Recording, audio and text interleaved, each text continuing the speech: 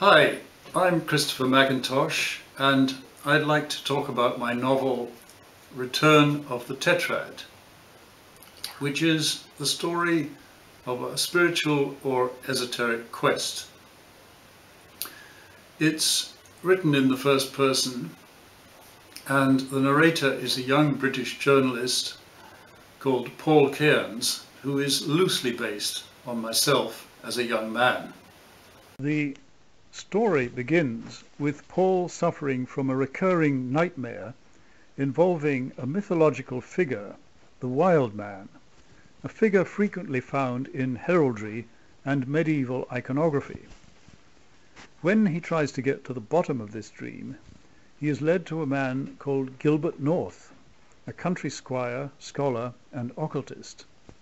Gilbert North explains to him that the dream has to do with a previous incarnation, and he then proceeds to lead Paul on a quest for 4 primal magical objects corresponding to the 4 suits of the tarot: a wand, a sword, a chalice, and a talisman or pentacle. These 4 magical objects also correspond to the 4 elements, the 4 points of the compass, and the 4 temperaments. And this fourfold scheme, the tetrad, is central to the story.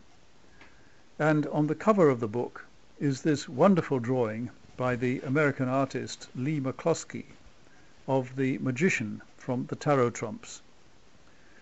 The quest also involves a series of extraordinary events connected with a great struggle between the forces of darkness and light, involving ritual magic, a golem, the Rosicrucians, a secret alchemical laboratory in Vienna, and a great magical battle at Glastonbury, and much else.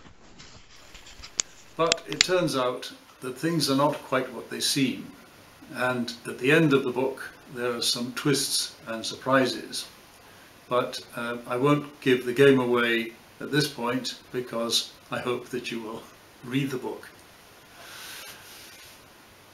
It's published by Mandrake of Oxford and is available both as a paperback in printed form and as an electronic book. So there it is, Return of the Tetrad, published by Mandrake of Oxford.